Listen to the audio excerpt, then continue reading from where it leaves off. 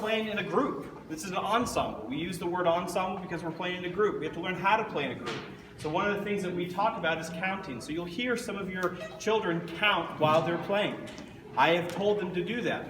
And it lets them actually internalize this inner beat, this inner pulse, this heartbeat in the music. And that's really, really important. No matter where you go, no matter what kind of music you have, that inner beat and that soft beat that's happening in the music is really, really important. So we're going to talk about that in just a little bit. So first, with all the posture that we talked about, we have open strings. And what we're first going to do is we're going to play for you a simple song just using open strings as they are on the instrument. So here we go. This is exercise 2 and 3. Turns up.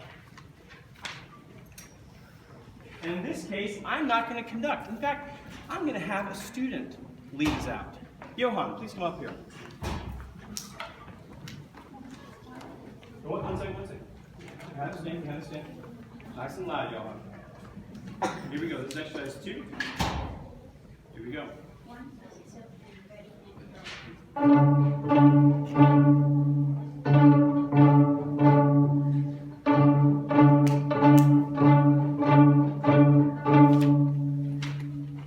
Really nice. I love it.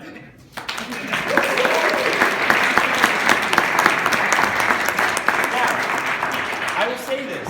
That sounded like one note, but for me, as a student and as a performer, that sounded like a group of kids playing everything perfectly together. And that, in my opinion, was something to be achieved. Exercise 3, Johan.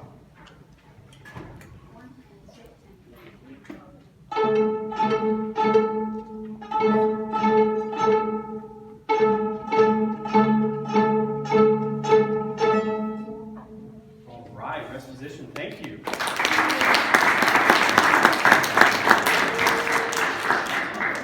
So you don't hear it, but they're counting in their heads. They are counting and keeping track of time. And they're keeping track and they're listening to each other. They know when to play and, more importantly, when not to play. Both are important when we're speaking about music. All right? Exercise 8. There you heard 2 notes, 2 open strings on the instrument. We're going to start actually mixing them up a bit. Here's number 8.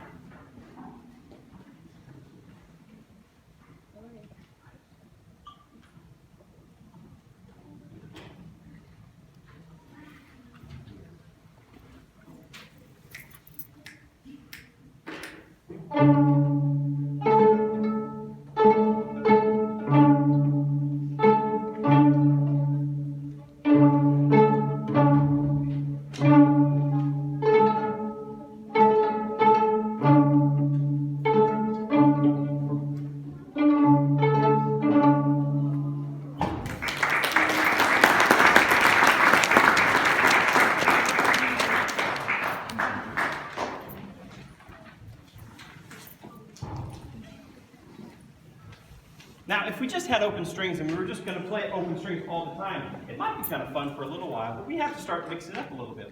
That's where our left hand comes into play. And the left hand, we talk about a good posture. So violins, I want you to show us good posture with the left hand. We're speaking of the left hand, nice and straight. The wrist is never collapsed either way. So when you're watching your children play and practice, usually if they're sitting down on the floor or laying down on their head or their back and they're trying to practice the violin, it's probably not a good idea. You probably say, please stand up and please sit up straight. Really good, easy thing for parents to do. In this case, you will see all of their arms nice and straight, nice and relaxed. All right, really nice. For cellos, elbows should be nice and up, a little up. Yeah, it's nice. Really, really great. So in this case, we're going to start using the left hand a bit, all right? So this is exercise 10. Now, since they already know how to count, I won't be up there now. This is exercise 10, instruments up, violins.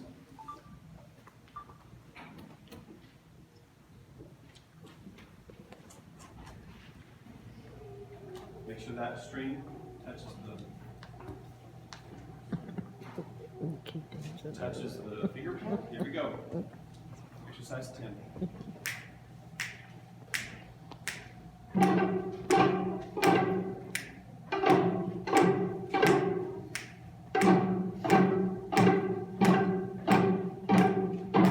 Really nice. 12. Here we go. I know you want to applause. I know it's like really nice. We'll go to 12. Here we go.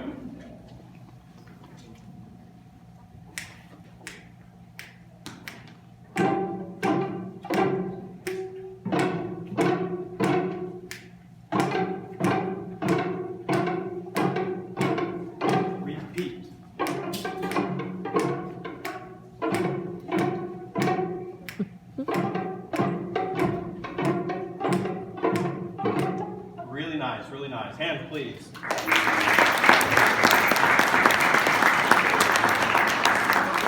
All right, for our last exercise here, this is going to actually use 4 different notes, all on an open string here.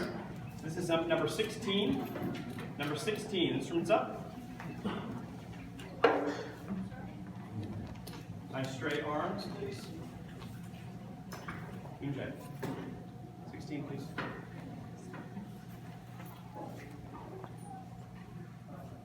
One, two.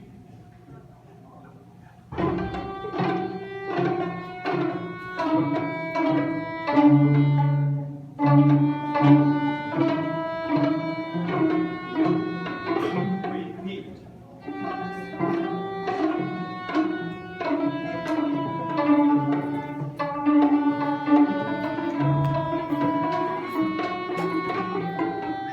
All right. Good job. Thank you.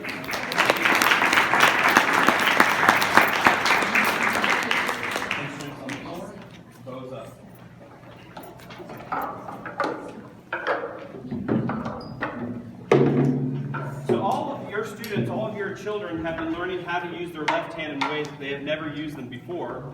And they're also learning how to use their right hands in ways that they've never learned before. If you all remembered when they were about 2, 3, 4 years old, they couldn't do anything. And you threw a pen or a pencil in there and they started drawing in between the lines. I mean, all over the page, that's what I meant to say, all over the page.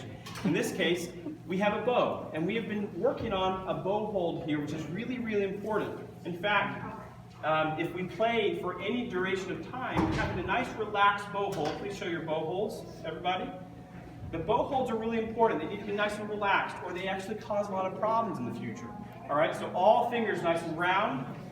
Pinky's nice and round. Violins, tap your pinky. Tap your middle finger, everybody. Tap your index finger. Tap your third finger. Make sure the thumb, doorbell. All fingers should be nice and relaxed. And so when you watch your children play their instruments at home, you should be able to just drop your arms to the side and see how all your fingers are naturally curved, just a slight bit.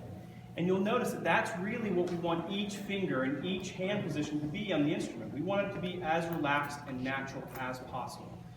So here we go. I need Franny to help to the front. We have learned the bow poem, and we are going to have Franny lead this bow poem. And what we're going to do, you're going to watch each of your children. The bow should stay straight, nice and vertical when they go throughout the whole poem. And the purpose of this poem is to keep our wrists nice and flexible, nice and super flexible, while maintaining a relaxed and natural, what, children? Position. Yeah, bow hold position. Here we go. Fran, it's all you. Up like a rocket, down like the rain, back and forth like a choo-choo train, around and around like a donut hole, other way around like a donut hole, up on top like a totem pole.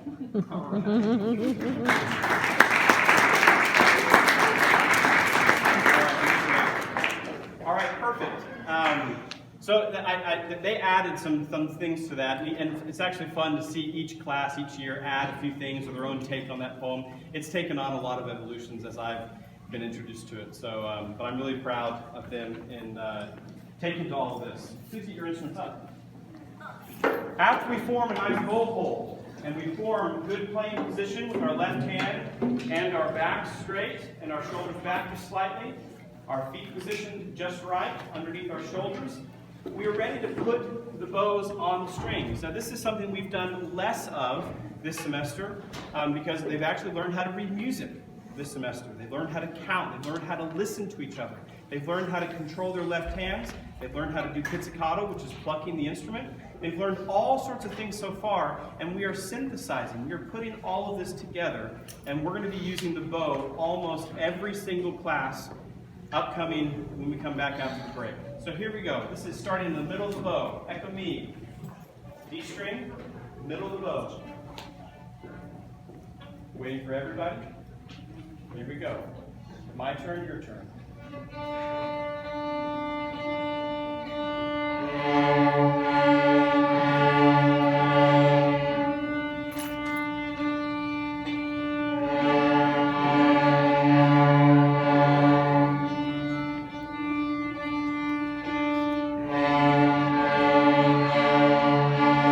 A string, here we go.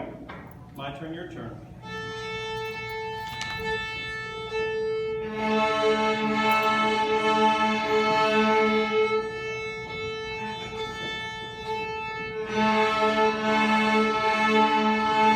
Excellent job. Please give him a hand.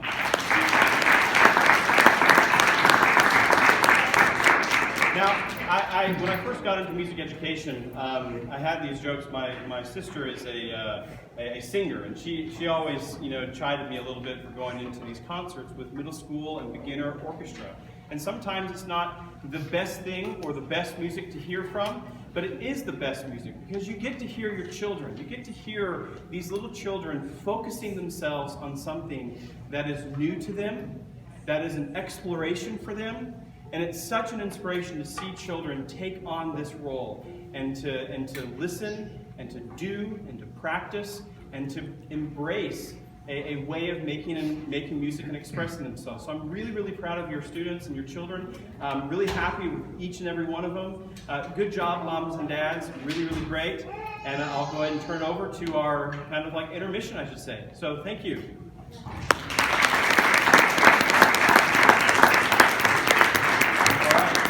Cellos. I want you to grab your cellos, bow, and book. Go back over the table. Violins, you're going to follow them, just like you did. Pull this way. I guess you don't have to go after this side. Yeah, violins, you go down the ramp. Make sure you have your book. She's like,